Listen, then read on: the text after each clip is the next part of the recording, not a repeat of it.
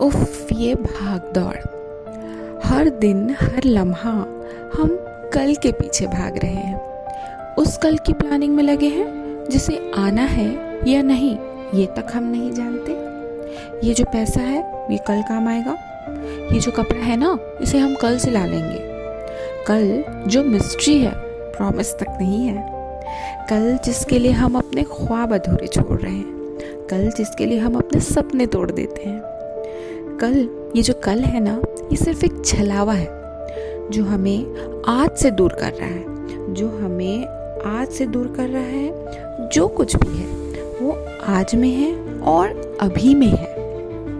तो कल बिना किसी स्ट्रेस के आएगा और बहुत खूबसूरत होगा यदि हम आज इस क्षण को स्वीकार कर लेते हैं, वर्तमान में जीना शुरू कर देते हैं।